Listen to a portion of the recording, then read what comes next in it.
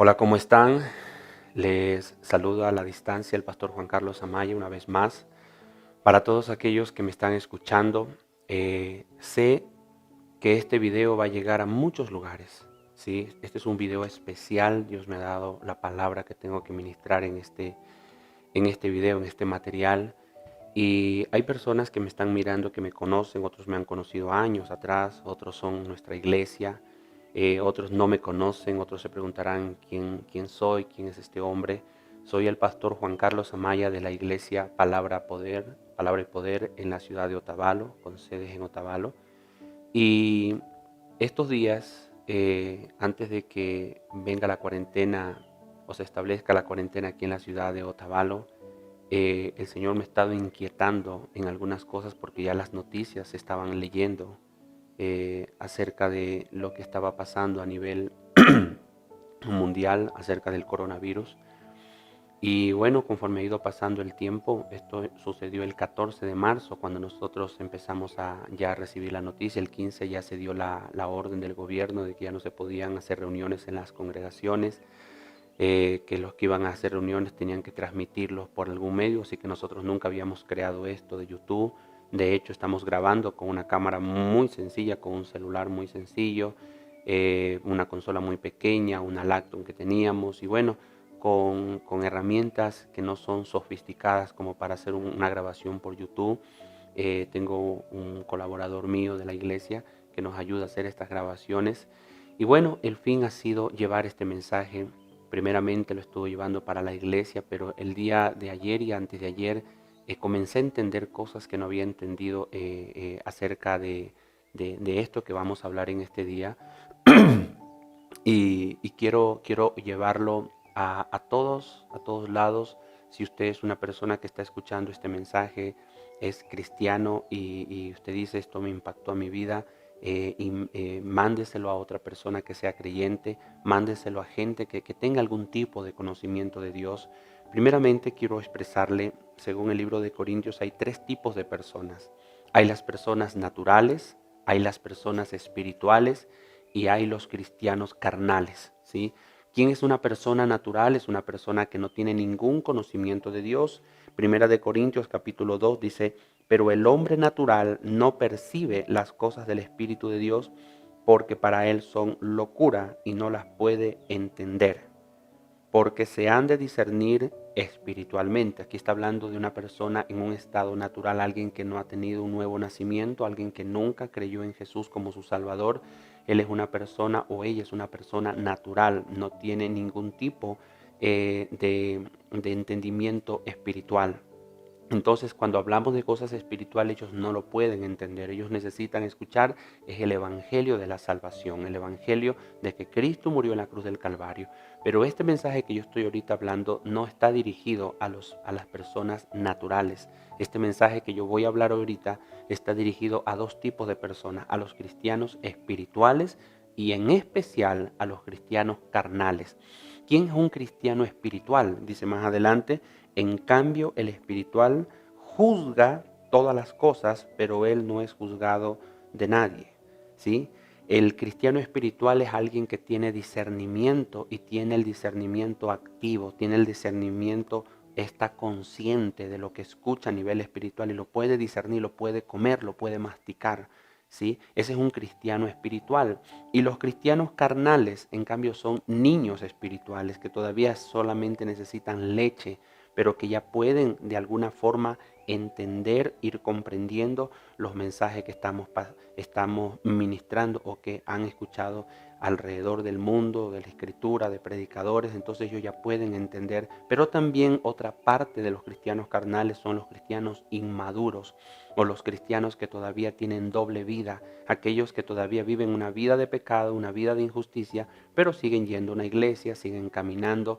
Ellos son cristianos carnales. Y la tercera característica de un cristiano carnal, y esto es bien importante que lo entendamos en este tiempo, es un cristiano que no está bajo cobertura, ¿sí? Cuando yo digo cobertura, no me estoy refiriendo en lo absoluto a alguien que no asiste a una iglesia, sino a alguien que no tiene un hombre de Dios, una mujer de Dios a quien rinde cuentas. Es una persona que no está bajo ninguna palabra. Es alguien que asiste a la iglesia, sale, va, entra, llega, pero nunca recibe instrucción. Es alguien que no está bajo ningún tipo de instrucción. Esos son los cristianos carnales. Entonces, 3 características de un cristiano carnal. Número 1, son niños espirituales, que están recién empezando su caminar en el Señor. Número 2, son cristianos que ya no son niños espirituales, ya han pasado meses, años, pero siguen siendo inmaduros. No logran ser formados todavía. Y número 3, un cristiano carnal es uno que no está bajo cobertura. Es un cristiano independiente, es un cristiano que busca la Biblia, la lee, va al servicio, canta alabanzas, pero no vive bajo una instrucción. En otras palabras, es un cristiano que no está siendo discipulado por nadie. Y este mensaje prácticamente está bien enfocado a los cristianos carnales. ¿Por qué le quiero decir esto? Porque hay algo que está pasando en el mundo y muchos no lo saben y no lo entienden. ¿Por qué no lo entienden? Porque están conectados con el internet, escuchando a todo mundo en el internet, escuchando a la gente del mundo, escuchando a doctores, gente que se dice que son doctores, gente que da un comentario, y todo eso produce una mezcolanza de ideas y de confusión en su mente, y no saben para dónde coger. Primeramente, nosotros estábamos antes del 14 de marzo ya mirando todo esto. He sido una persona que me ha gustado meterme en oración, me ha gustado entender, comprender qué está pasando para poder saber qué hacer. La escritura dice en el libro de Amós capítulo 2, verso 3, 4 me parece, dice la escritura que todo lo que Dios va a hacer lo revela a sus santos profetas. Dice, ¿y qué cosas sucederá en la tierra que Dios no lo sepa? Primeramente, todo lo que está pasando, Dios está en control y tiene conocimiento de lo que está sucediendo. Otra pregunta que la gente se ha hecho es, ¿esto lo creó Dios o lo creó el hombre o lo creó Satanás? Pues bueno, yo puedo decirles que los tres están en acción de todo esto. Primeramente, el diablo no vino personalmente y sacó un virus del infierno. Sí, posiblemente este virus se creó en algún laboratorio o pudo haber sido una mutación de animales. Eso no es lo importante. Lo importante es que todo esto está bajo control de Dios. ¿Quién es el que desata juicios sobre la tierra? No es Satanás y tampoco es el hombre. El que desata juicios, dice la Biblia, es Dios. Usted lea las escrituras y usted va a ver que todos los juicios fueron desatados por Dios por causa del pecado y la injusticia del hombre en la tierra. Satanás no tiene poder para hacer eso porque la escritura dice que él es un ladrón, él no está en una posición legal como para juzgar la humanidad. Él ya fue vencido en la cruz del Calvario, él ahora actúa bajo los hijos de desobediencia, o sea, él opera en este tiempo bajo los hijos de desobediencia, él no tiene poder para juzgar al hombre. El que juzga a la humanidad, a los cristianos y a toda gente es Dios. Entonces, comprendiendo esto, si estos juicios vienen de parte de Dios, ¿cuál es el objetivo? ¿Será exterminar la tierra? ¿Será ya destruir la tierra? Bueno, en ninguna parte de la Escritura dice que esto va a pasar así. Lo que sí dice en Mateo 24, que estos son principios de dolores. Entonces yo entendí algo, que cuando una mujer, yo tengo 5 hijos, yo he visto 5 embarazos en mi esposa, conozco de lo que les voy a decir ahorita, conozco las contracciones, no las he sentido, pero las he visto en mi esposa. Y lo que yo puedo decir acerca de esto es que cuando mis hijos iban a nacer, mi esposa algún tiempo atrás, no el mismo día, sino a veces un mes atrás, semanas atrás, ella ya tenía contracciones, pero tenía una contracción, luego pasaba un tiempo, luego venía otra contracción, y conforme el tiempo se iba acercando, las contracciones eran más continuas y eran con menos tiempos, ¿sí? Entonces, cuando esto el Señor Jesús lo dice a sus discípulos, dice que estas cosas no serán el fin, pero serán principios de dolores. Hablaba de los terremotos, hablaba de la maldad de la gente y hablaba de pestes, de pestilencia. Entonces, algo que nosotros entendemos es que cuando el fin ya se está acercando, Dios envía pestes, envía plagas, y son contracciones que tiene la tierra para dar a luz la venida de Jesús. Más sin embargo, todas estas pestes y todo esto que está viniendo ahorita, que nosotros los conocemos como verdaderamente juicios de Dios, tenemos que entender que los juicios están divididos en 2 tipos de juicios. Hay juicios destructivos y hay juicios correctivos.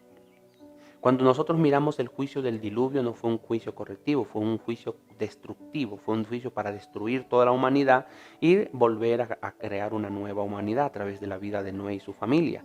Cuando fue destruido Sodoma y Gomorra fue un juicio destructivo y hemos visto que ciudades enteras han sido destruidas por juicios divinos de parte de Dios. Pero también hemos visto juicios correctivos como sucedió en el tiempo de Israel. Dios hizo un juicio sobre el pueblo de él porque había estado en pecado y su vida de pecado llegó al colmo y fue ahí cuando Dios comenzó a juzgar a Israel. Pero una cosa interesante es que nosotros en este tiempo debemos de entender qué tipo de juicio es el que estamos viviendo en este tiempo. ¿Es un juicio destructivo? ¿Será que toda la humanidad va a morir? ¿O será un juicio correctivo? ¿Sí? Entonces, ¿por qué usted debe de saber qué tipo de juicio estamos viviendo para que usted no sea engañado? Porque quiero decirle una cosa, siempre en un juicio hubo una instrucción. Cuando Dios iba a juzgar al mundo, Dios le dijo a Noé, le dijo, ve y constrúyete un arca. Y esa era la instrucción de parte de Dios para Noé, para que él no sea destruido juntamente con el diluvio, ¿sí? Y aunque Noé fue un predicador, nadie le hizo caso. Y por eso fue que cuando vino el diluvio se los llevó a todos, pero Noé preservó su vida juntamente con su familia por una sencilla razón, porque él estaba bajo una instrucción. Y 120 años este hombre con su esposa, sus hijos y sus nueras edificaron esa arca. Usted se imagina en el tiempo actual poniéndose a hacer algo que todo mundo le va a decir que usted está loco, que nunca ha llovido, que cómo se va a poner a hacer tal cosa y de dónde van a venir todos los animales y cómo van a venir los animales del polo norte, del polo sur y de los extremos de la tierra. Realmente esto fue una cosa bien loca, pero este hombre de Dios supo guardar el mandamiento de Dios y eso lo preservó en el juicio de Dios. Yo quiero decirle algo, que siempre cuando un juicio viene a la tierra, hay una instrucción para los hijos de Dios. La pregunta que yo le quiero hacer en este momento es, ¿conoce usted la instrucción?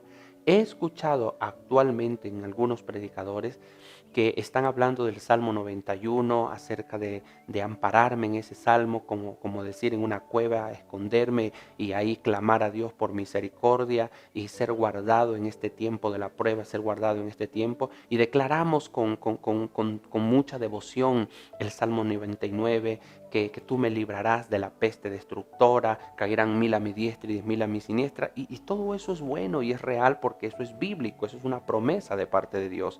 Pero una cosa que entendemos es que hay una instrucción en todo juicio. Y orando, tratando de comprender esto, el Señor me comenzó a mostrar algo, que esto no es simplemente un mensaje para el resto, fue un mensaje primeramente para mi vida, para mi familia. Y Él me hizo caer en cuenta de que este juicio tiene una característica diferente de los otros juicios. Si usted verá los maremotos, los terremotos, son juicios que destruyen terriblemente, la gente pierde sus casas, pierden sus trabajos, pierden todo y están en un espanto terrible. Pero este juicio tiene una característica especial, dice, quédate en casa. Y no es una frase solamente para Ecuador, es una frase para todas las naciones de la tierra. Dios le está diciendo a todas las naciones de la tierra, quédate en casa, no salga. Ese es el mensaje que está en todas partes. Y millones de personas están guardadas en cuarentenas en sus casas. Entonces, cuando comienzo a ver esto, Dios me comienza a mostrar el énfasis de este juicio. ¿Qué es lo que Él quiere hacer? ¿Cuál es la situación ahora mismo? La intención que Dios quiere hacer. Una de las cosas que también entendemos como un principio bíblico es que la Biblia dice que Dios siempre empieza sus juicios por casa, o sea, empieza por el pueblo de Dios. Primeramente el pueblo de Dios debe de estar apercibido. ¿Qué es lo que Dios quiere hacer? Para el pueblo de Dios los juicios son correctivos. Para el mundo los juicios pueden ser destructivos, pero más sin embargo siempre hay un llamado de arrepentimiento. Siempre Dios está diciendo al hombre, yo no quiero destruirte, yo no quiero castigarte, lo único que yo quiero es que te vuelvas a mí. Y uno de los errores que hemos cometido nosotros los cristianos es pensar que los juicios son solamente para la gente del mundo, claro, los homosexuales, los borrachos, los drogadictos, los narcotraficantes. Dios les está hablando a ellos y esta gente mala no se arrepiente, pero lo que no hemos entendido es que el primer mensaje en un juicio es para la iglesia, es para el pueblo de Dios y es un mensaje para volverse a Dios, un mensaje para limpiarse de Dios. Entonces Dios me lleva a un asombroso mensaje que está en la Escritura y que habla de un juicio que sucedió hace años atrás, y esto está en el libro de Éxodo. Todos nosotros sabemos que el pueblo de Dios se desarrolló en Egipto fueron alrededor de 2 millones de hombres, entre hombres y mujeres y niños, y estas personas fueron esclavizados, oprimidos durante muchos años, fueron oprimidos por el faraón y por los egipcios. Y una de las cosas que nosotros mirábamos es que el pueblo de Dios aquí en la tierra hemos sido oprimidos continuamente. La Biblia dice, no hagáis amigos del mundo, porque el que se hace amigo del mundo se constituye enemigo de Dios. Otro de los textos que dice es, vosotros no sois del mundo, estáis en el mundo, pero vosotros no sois del mundo. Entonces entendemos que nosotros somos una porción de gente que no somos de este mundo. Por lo tanto, dice la Biblia, si el mundo me aborreció a mí, también os aborrecerá a vosotros. Esto significa que el mundo entero representa a Egipto, su sistema representa a Egipto, todas sus formas, sus diseños, sus estructuras de vida, toda su sociabilidad y su cultura pertenece a Egipto. Esa es la forma de Egipto. Pero nosotros, el pueblo de Dios, los que hemos sido redimidos, pertenecemos a un reino diferente. Mas sin embargo, nosotros estamos aquí en la tierra, en medio de Egipto, y algo que yo entendí, y esto fue lo que me causó un escalofrío santo, cuando comencé a entender esto, el pueblo de Egipto, la nación de Egipto, que para nosotros representa el mundo, nos ha esclavizado, nos ha oprimido con su sistema. Si usted se da cuenta, el mundo está constituido por algunos sistemas. Tenemos el sistema de educación, tenemos el sistema alimenticio, tenemos el sistema financiero, tenemos el sistema laboral, el sistema de trabajo. Si usted se da cuenta, todos los sistemas están corrompidos. ¿Sí? Todos los sistemas están corrompidos y diseñados para oprimir a la gente, para oprimir al pueblo, para destruir los diseños perfectos de Dios. Y uno de esos diseños perfectos de Dios que yo quiero enfatizar en este corto mensaje es la familia. Óigame esto, la familia son las células de una ciudad, de un pueblo, de una nación. La nación no está dividida en individuos, la nación está dividida en familias. Familias sanas, una nación sana. Familia destruida, una nación destruida. Todas las naciones se conforman de familias. Mire usted la condición de las familias de una nación y usted va a mirar la naturaleza de una nación. Entonces, cada familia, quiero que escuche esto bien claro, cada familia tiene un sistema. Escúcheme esto, tienes un sistema, es un diseño, cada familia es un diseño, es como una célula del cuerpo. Y esas familias es lo que compone la justicia o la injusticia de una nación. Si nosotros miramos la cultura de las familias, vamos a mirar la cultura de una nación. Así que el diablo, el enemigo de las familias, ¿sí?, representado en Faraón y el pueblo de Egipto, buscó oprimir al pueblo para que éste fuera esclavo y nunca fuera libre y nunca se levantara contra Faraón y contra su pueblo. Entonces ellos los oprimieron. Y cuando yo leo la escritura en el libro de Éxodo capítulo 5, dice que la forma como los oprimían era a través del trabajo, era a través prácticamente laboral. Era la forma como ellos los oprimían, los hacían hacer ladrillos, los hacían construir casas. Amén. Y todo esto constituyó una forma de continua esclavitud para el pueblo de Dios. Ahora, eso es lo que está pasando hoy en día. Hay mucho pueblo de Dios que ha caído bajo la esclavitud de Egipto. Gente que está endeudada, gente que trabaja 12 horas, 14 horas diarias, gente que ha descuidado totalmente la familia, gente que ha hecho del dinero un Dios, del trabajo un Dios, gente que ya nunca se reúne a hablar con su casa. Escúcheme esto, porque cuando usted mira el libro de las escrituras, perdón, y usted lo mira así ya detenidamente, usted se va a dar cuenta que hemos tenido muchas, pero muchas fisuras. Hay una gran cantidad de iglesias que ya no oran, ya no tienen tiempos con Dios, ya no tienen tiempo para prepararse, peormente para evangelizar, para predicar. O sea, ya no tienen tiempo para nada. Su Dios es el trabajo, su Dios es el dinero. Bien dice la escritura, a raíz de todos los males es el amor del dinero. Entonces, mucho de nuestro pueblo cristiano, de nuestro pueblo creyente en Dios, de nuestro pueblo que ha aceptado a Cristo como Salvador, hoy en día es una sombra, ¿sí? Es una sombra de lo que verdaderamente es el cristianismo. Es una sombra, no tienen relación con Dios, no oyen a Dios, no tienen conocimiento de las Escrituras,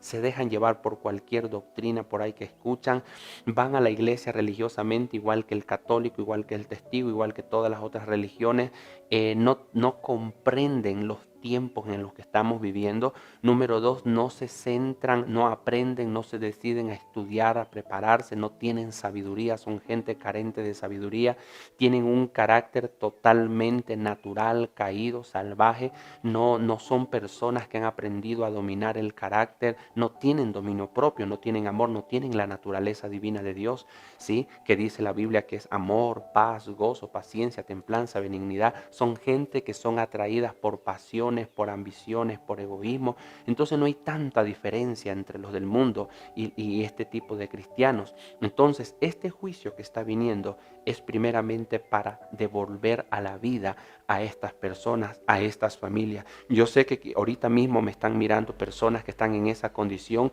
y estas palabras ya están comenzando a hincar tu corazón, a traer un redarguir, porque tú puedes decir, yo soy uno de ellos, de esos cristianos que realmente solo que quedó en un cascarón, que ha perdido su vida, que ha perdido el poder, que ha perdido el fruto, que ha perdido el amor de Dios. No tengo nada de eso, solamente voy a la iglesia por alivianar un poco mi conciencia, pero realmente no tengo una vida que demuestre un cristianismo de poder, un cristianismo verdadero y genuino. Entonces, esta era la condición del pueblo que estaba en Egipto. Era un pueblo que estaba atribulado. Y algo que a mí me impresiona que cuando Moisés va a Egipto y se encuentra con todo su pueblo, él les dice, ¿saben qué? Miren, Dios me ha mandado para llevarlos a la tierra prometida, Dios les va a sacar de este yugo de esclavitud, Dios va a hacer cosas tremendas y comienza a hablarle y dice en Éxodo capítulo 6, verso 9, dice, de esta manera habló Moisés a los hijos de Israel, pero ellos no escuchaban a Moisés a causa de la congoja de espíritu y de la dura servidumbre. Sabe que cuando una persona está bajo servicio al mundo, la persona empieza a obtener en el corazón una congoja. El hombre, la gente ya no recibe su mensaje. La gente ya no, esa gente cristiana ya no tienen fuerza. Usted mira hoy en día hay tanto divorcio en el mundo y tanto divorcio entre el pueblo de Dios. Hay tanto pecado en el mundo y tanto pecado en el pueblo de Dios. O sea, ya casi no hay diferencia. La iglesia en este estado ha perdido la influencia y es por eso que ya nadie quiere creernos. Ya la gente dice, sí, mi tío es cristiano, pero no le prestan atención porque esa persona ha perdido la influencia. ¿Sabe por qué ha perdido la influencia? Porque ha perdido la santidad, ha perdido la libertad y ha perdido la justicia. Características de un cristiano, hijo de Dios que debe de ser, ha perdido todo eso. ¿Por qué? Por la dura servidumbre. Familias que tienen que trabajar el marido, tienen que trabajar la mujer, los hijos quedan encargados. Esos hijos pasan todo el tiempo en la televisión, todo el tiempo en el celular. Usted no sabe cuántos casos yo he tenido aquí de chicos que han sido abusados a temprana edad, han sido abusados por el mismo hermano, por el mismo primo, por el mismo tío, por los mismos abuelos y hasta ellos algunos por el mismo padre, porque pasan solos, pasan metidos en un lugar sin amparo. Muchas familias que ha tenido que el marido, el esposo de la casa, el padre de la casa, salir del país, irse a otra nación a buscar dinero y esos hijos van quedando desprotegidos. Entonces hemos visto todo eso y eso es por el desamparo, porque han dejado la familia, han destruido la familia, han manchado la familia, han permitido que la familia entre corrupción y son cristianos. Son personas de nuestra iglesia, son personas que han recibido a Jesús como Salvador. A ellos yo me estoy refiriendo, a ustedes me estoy refiriendo en esta hora, para que usted entienda qué es lo que está pasando actualmente. Y continúo, entonces este pueblo, Dios dijo, he escuchado el clamor de ellos y los voy a sacar y los voy a rescatar. Pero Dios dice, pero voy a endurecer el corazón de Faraón. Y el Señor manda 10 plagas, 10 juicios divinos, no era del diablo, era de Dios, 10 juicios divinos sobre Egipto. Y una cosa interesante que quiero que usted preste mucha atención, los primeros 9 juicios que Dios envió contra Egipto, óigame esto, no implicó ninguna instrucción para el pueblo de Israel. Ellos vivían en Gosén, una ciudad de Egipto, y dice que mientras las plagas llegaban a Egipto, a Gosén no llegaba ninguna. Ellos estaban ahí guardados, ellos estaban seguros, aún con toda su condición de vida, su congoja, sus aflicciones y todo. Dios a ellos hizo una diferencia, los guardó y ninguna de estas plagas le llegaron a Egipto. A Gosén, perdón. Pero algo pasa en la 10ª plaga. Y esto es importante. En la 10ª plaga, el Señor dice, ahora voy a juzgarlos a todos. Y el que no guarda esta instrucción va a sentir los estragos que va a sentir Egipto. Y les da una instrucción y les dice, quiero que pongan sobre su puerta, sobre el dintel de su puerta, la sangre del cordero que ustedes van a matar. Y desde hoy se va a celebrar la Pascua del Señor. Y les da las instrucciones de esta fiesta que iba a pasar, iba a suceder, y que desde ese día ellos debían de matar este animal. Quiero terminar esta parte. La sangre que ellos iban a poner en el dintel de la puerta iba a guardar el juicio que Dios estaba trayendo sobre Egipto. ¿Cuál era el juicio? El juicio era que el ángel de la muerte, el ángel destructor, iba a pasar, iba a matar a cada primogénito del pueblo de Egipto. Pero eso iba a guardar al primogénito de Israel. ¿Qué tal si ese día ellos no querían obedecer? ¿Qué tal si ese día ellos decían, no, nosotros no vamos a obedecer, nosotros no vamos a poner sangre? Yo estoy seguro que la muerte hubiera entrado en la casa del pueblo de Dios y hubiese matado a cada uno de los primogénitos de las familias israelitas. Entonces, esta plaga trajo, escúcheme esto, esta plaga trajo una instrucción. Este juicio divino trajo una instrucción y eso es lo que los guardó. Ahora, esta instrucción, la primera instrucción que el Señor les da era para que la plaga no entrara a las familias israelitas. Pero ahora viene la instrucción para dentro de la familia, ¿sí? Y esto es donde nosotros estamos ahorita, donde yo estoy entendiendo esto, donde esto ha cambiado en estos días. Mi familia nos ha traído un arrepentimiento profundo en mi casa, en mi familia. Y yo quiero que usted escuche esto. Dios les da una instrucción para la familia israelita. Esta instrucción no era para los del mundo. Esta instrucción era para el pueblo de Dios. Para usted esta instrucción. Y les dice, ahora voy a tratar con ustedes. Desde este día, Éxodo capítulo 12, versículo 2 dice, este mes os será principio de los meses. Para vosotros será este el primero de los meses del año. Dice el Señor, borrón y cuenta nueva. El tiempo de la esclavitud se terminó. Desde hoy día va a ser el primer día de vuestra libertad. Desde hoy día ustedes van a ser un pueblo libre. Así que de hoy va a ser 1 de enero para ustedes. Y le dice, y esto es lo que quiero que hagan. Van a coger un cordero, lo van a inmolar. La sangre que salga de este cordero la van a poner en los dinteles de la puerta para protección.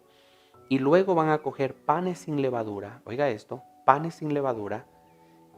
Y hierbas amargas, y con ello comerán al cordero asado. Esa es la instrucción que les da a ellos. Ahora, aquí viene la revelación para nosotros. Jesús es el cordero. Jesús fue el cordero inmolado. El mismo día que estaba Israel comiendo la Pascua, ese mismo noche, ese mismo atardecer, Jesús estaba con sus discípulos en una casa y él en ese momento cogió pan y partió y él dijo, este es mi cuerpo. No había cordero asado, ese día no había un cordero. Jesús reemplazó ese día el cordero por un pedazo de pan, ¿sí? Y luego cogió un poco de vino y dijo, esta es mi sangre. No había cordero, no había sangre.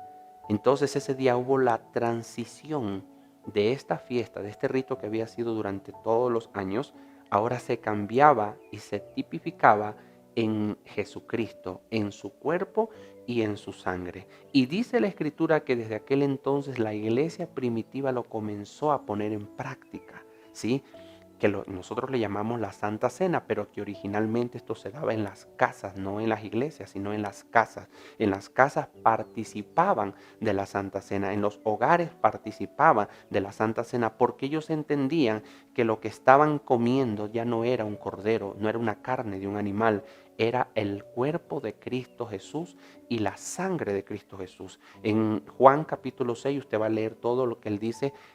Dice, el que no come mi carne y no bebe mi sangre no puede tener vida eterna. Así que Jesús empieza a enseñarles este gran misterio. Él dijo, todo lo que vuestros antepasados han estado practicando acerca de esto durante mucho tiempo atrás, realmente es mi carne y es mi sangre. Entonces, ¿qué es lo que hace el Señor? En este momento les da una gran revelación, y para nosotros es esta revelación que está diciendo: la Santa Cena es el primer principio de esta protección de esta pandemia. Mientras pase esta pandemia, ¿sí?, nosotros en nuestras casas vamos a participar de la Santa Cena con revelación. Si usted necesita audio sobre la Santa Cena, yo tengo audio, usted puede escribir en un comentario en el YouTube donde usted va a ver la página, ahí abajo hay un comentario y usted puede solicitar, ponga su número de teléfono y le vamos a enviar audios de la Santa Cena, de lo que es la revelación de la Santa Cena, qué significa realmente la Santa Cena. Y pronto voy a estar subiendo también a mi página de YouTube. Entonces, miren lo que dice aquí la Escritura, y esto me gusta mucho.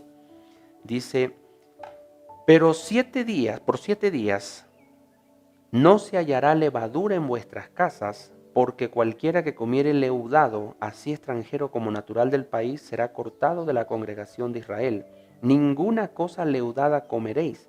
En todas vuestras habitaciones comeréis panes sin levadura.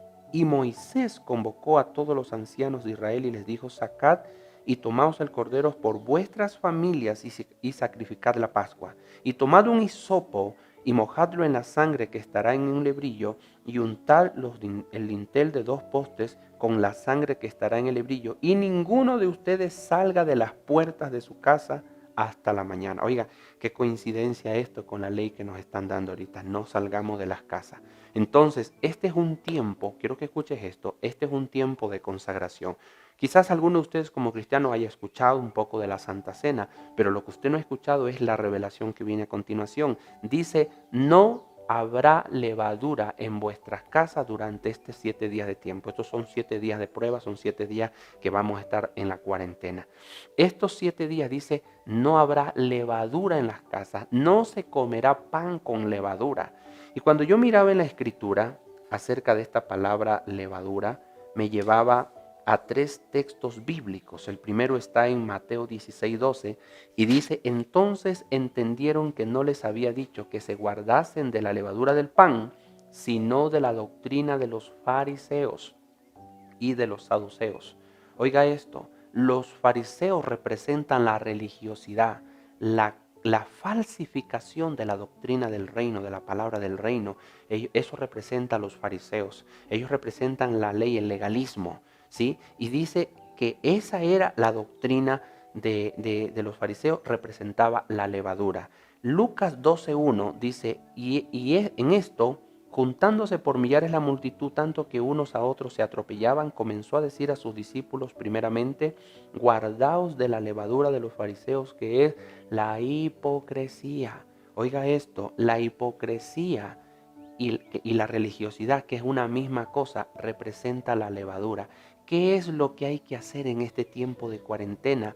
Nos vamos a dedicar a sacar la hipocresía de nuestra familia, todo lo falso. ¿Sabe qué significa hipocresía? Vivir en un estado caído, injusticia, pecado, ofensa, amargura, pero vivir como si yo estoy muy bien, como que todo está bien. Yo sigo ejerciendo mi ministerio, sigo subiéndome al altar, sigo cogiendo la guitarra, sigo asistiendo a la iglesia, sigo dando la ofrenda, sigo cantando canciones, pero soy un hipócrita, tengo una doble vida, no hay justicia en mis manos. Lo que me hacen lo devuelvo, no pongo el otro lado de la mejilla. Eso se refiere a hipocresía. Estos fariseos dice que continuamente iban donde Jesús para tentarle. Ellos no estaban buscando la verdad de Jesús, ellos estaban buscando era provocarlo para que en algo cayera Jesús y luego acusarle con sus propias palabras. Y sabe una cosa, de esto está llena la iglesia. He pasado predicando mucho tiempo, años, acerca de la acusación. Características si usted es un fariseo. Sí, porque usted tiene que saber. Usted no puede decir, ay, sí, yo creo que mi hermano es fariseo. Mi marido creo que es un fariseo. O mi mamá es una farisea. No, Dios le está hablando a usted. La primera cosa que usted tiene que mirar en este momento es, ¿soy yo un fariseo? Le voy a dar características de un fariseo. Número 1, un fariseo es hipócrita.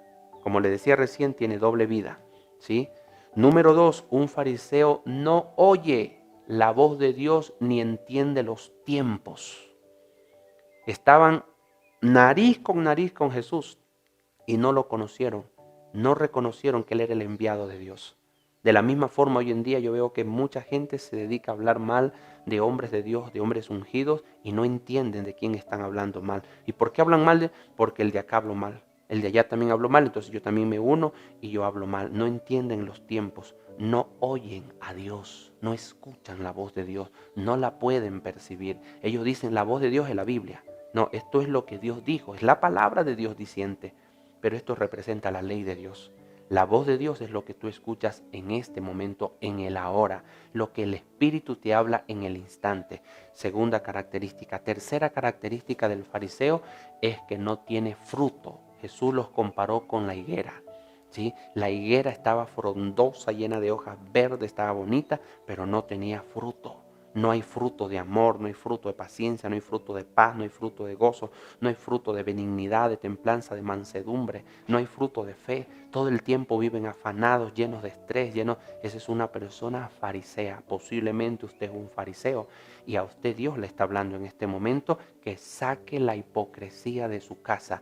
Mientras no salga de la casa, mientras van a empezar a celebrar la Santa Cena, saque la levadura de su casa, saque la levadura de su familia, saque la levadura de usted, saque el dedo acusador, ya no acuse a la gente, ya no acuse a su familia, ya no acuse a los hombres de su casa, ya no acuse a su esposo, comience a mirar su propia vida. Y la tercera cosa que yo miro aquí, perdón, me olvidaba la cuarta o quinta característica de los fariseos es carentes de poder, no tienen poder sobrenatural, no tienen poder de Dios, son personas que no viven en el poder, todo lo hacen a través de lo natural, a través de los doctores, de los médicos, de los medios, de los préstamos, pero no creen a Dios, no creen las promesas que están aquí en la Biblia. Dicen, no, el que no trabaja no come y el que no se endeuda no tiene nada, pero eso no dice aquí en la Escritura. La Biblia dice, no tomarás prestado. Dice, tú más bien prestarás a las naciones, pero tú no tomarás prestado de las naciones. Eso nos habla cuando uno está en una posición de bendición. Y entonces esa es la parte de la levadura de la hipocresía. Y la tercera parte que dice, y lo comerán con hierbas amargas. Yo no sé cuántos de ustedes han ido a esos puestitos que venden esas agüitas medicinales y siempre le dicen, quiere amargo. Las hierbas amargas representan lo que es para depurar y nos habla del arrepentimiento. El arrepentimiento se busca. Un fariseo tiene el corazón duro y por eso tiene que clamar por arrepentimiento. Cuando una persona tiene el corazón endurecido, dice, ¿yo en qué estoy mal? Yo no estoy mal. Él está mal, ella está mal, pero yo estoy bien. El fariseo no se da cuenta. Dios hizo milagros con tanta gente, con la prostituta, con el ladrón, con el publicano, con toda esa gente, pero los fariseos, que era tan difícil de arrepentirse y de convertirse al Señor. Entonces, estos fariseos estaban continuamente alrededor de Jesús, pero no creían en Jesús, no creían en Él. Y es un espíritu de fariseo que se mete a la gente. Entonces, cuando una persona no está siendo discipulada, cuando una persona no está bajo autoridad de nadie, esta persona está bajo el espíritu de fariseo. Y en esta cuarentena el Señor te dice, límpiate de toda hipocresía. El juicio está viniendo. Me han llegado ya noticias que han muerto pastores, han muerto gente de la iglesia, han muerto líderes de la iglesia, han muerto gente que se congrega a la iglesia. Muchos dirán, bueno, esto no nos va a llegar a nosotros los cristianos, nosotros estamos aquí amparados en el Salmo 91 y están continuamente repitiendo el Salmo 91. Pero quiero decirle una característica del Salmo 91. Cuando dice la Escritura en el Salmo 91, el que habita bajo el abrigo del Altísimo morará bajo la sombra del Omnipotente, significa una cosa, estar bajo cobertura. ¿Y sabes qué significa estar bajo cobertura? Estar sujeto a alguien. No, yo me sujeto a Dios. ¿Tú escuchas a Dios? Tú puedes decir, bueno, Dios me dijo ayer tal cosa y hoy día me dijo otra cosa. No, Dios ha puesto autoridades. Efesios 4:11 dice, y Él mismo constituyó a unos apóstoles, profetas, pastores, evangelistas, maestros, para perfeccionar a los santos, para prepararlos para la obra de la iglesia. Entonces nosotros debemos de estar bajo cobertura. Yo tengo un padre espiritual. Cuando Él me dice algo, yo me muevo bajo esa palabra. Ha habido veces que yo he organizado cosas aquí en la iglesia y ya les he dicho a la gente, sabe que mañana nos vamos a reunir a tal hora y vamos a hacer esto. De pronto mi padre espiritual me llama y me dice, Juan Carlos, mañana tenemos reunión aquí con el liderazgo y te espero 7 de la noche. Y yo tengo que cancelar, yo no le voy a decir a él, ¿sabes qué? Yo la verdad no voy a poder ir porque estoy acá ocupado. No, yo cancelo porque yo soy un hombre bajo autoridad. Ha habido una ocasión me tocó suspender un matrimonio, ya teníamos establecido la fecha, ya se habían repartido las tarjetas y mi autoridad mandó un evangelista que para esa fecha, justo ese fin de semana, iba a ser una cruzada evangelística en nuestra iglesia y me tocó suspender el matrimonio, me tocó suspender todo. Entonces, ¿por qué? Porque esa es la clave de Salmo 91, es estar bajo autoridad. ¿A quién rindes cuentas tú? ¿A quién tú le rindes cuenta que tú puedes decir, yo soy una persona sujeta? Si tú no estás sujeto a un hombre, a una mujer de Dios, entonces tú no estás sujeto a Dios. ¿Sí? Desde el principio, desde que somos pequeños, la Biblia dice, honra a tu padre y a tu madre. Nunca le dijo, busquen a Dios hijos, ustedes directamente, porque sus padres son imperfectos. No, desde el principio Dios ha mandado esto, conectémonos bajo autoridad con un hombre, con una mujer. Y de la misma manera, en su casa y en su familia, haga que el Salmo 91 sea vivo, sea real. Usted necesita conectarse con alguien. Entonces le quiero dar 4 claves acerca de cómo debe ser el cristiano de los últimos tiempos. El tiempo se me está terminando. De los últimos tiempos, porque el rapto viene. Y en ese rapto, óigame esto, no se va a ir cualquier cristiano. No haga maletas, no se va a ir cualquier persona. En ese rapto no se van a ir los que dicen los de la sana doctrina. Esto no tiene nada que ver con doctrina, esto tiene que ver con la forma de vivir. Hay 4 características bíblicas que yo he entendido acerca del rapto. Dice, Él viene por una novia ataviada, dice, ataviada que se encuentre sin manchas y sin arrugas. ¿Sí? Ahí nos da 3 características y en Mateo 24:42 nos da la última característica. Primera característica, ataviada. ¿Qué significa ataviada? Vestida, y vestido significa bajo cobertura. Usted, hombre de la casa, necesita estar bajo cobertura. Usted, mujer de la casa, necesita estar bajo cobertura. Ustedes, hijos, necesitan estar bajo cobertura. Ustedes, padres, necesitan estar bajo cobertura. Ninguno de ustedes puede vivir sin cobertura. Ustedes necesitan estar bajo cobertura. Número 2. Dice, por una iglesia sin mancha. ¿Sabe qué significa mancha? Pecado, transgresión e iniquidad oculta, guardada. ¿Sí? Tengo cosas ocultas que nadie sabe. Tengo pecados que yo los practico que nadie sabe. Esa es otra característica. Arrugas representan el carácter. ¿Sí? Personas que nunca pueden arreglar su carácter porque no son tratados por nadie. A nadie le han dado el derecho de tratar su vida. Estos están llenos de arrugas, son violentos, son continuamente resentidos, se ofenden de todo. Son personas que tienen un carácter intratado, que no ha sido nunca tratado por nadie. Y la 4ª característica en Mateo 24:42 dice que le debemos de servir. Dice, bienaventurado aquel siervo que cuando su Señor regrese le halle trabajando, le halle sirviendo. Si usted esas 4 características no las tiene, desde ya empiece primeramente a sacar la hipocresía de su vida y luego ordene su vida para con Dios para los últimos tiempos. Cristo está a las puertas. Esta es una pandemia, es una señal de los últimos tiempos. Pronto estaremos saliendo de esta tierra, pero yo quiero decirle que la tribulación que viene es nunca nadie se ha imaginado algo tan terrible como lo que va a venir, que es la gran tribulación. Esto no tiene precedentes, esto es inimaginable. Nadie quiere quedarse en ese lugar y no se deje engañar por el mensaje que quizás algunos le están dando por ahí, ya va a pasar, todo va a estar bien, ya mismo se produce la cura o solo hay poquitos muertos, el índice de mortandad es muy poco. No tome esas palabras, porque esas palabras te pueden estar totalmente desviando de lo que Dios quiere que tú aprendas. Esta cuarentena es para que arregles tu familia. Yo estoy ahorita dictando una serie sobre la familia. Ya tenemos 5 mensajes grabados porque recién nos ha tocado hacer todo esto. Si usted necesita estos mensajes, simplemente ponga un anuncio ahí en los comentarios de abajo y diga: yo quiero que me envíen esos mensajes, y les haremos llegar esos mensajes totalmente gratis si usted realmente quiere empezar a limpiar su casa y su familia. Yo sé que quizás usted está diciendo ahora: yo la verdad sí estoy asustado, tengo miedo de que algo me pase. Entre en esta instrucción, arregle su vida. Y para terminar le quiero decir esto: hay una promesa. Al salir de esta cuarentena, usted no va a salir para volver a lo mismo. Nunca más su vida será igual.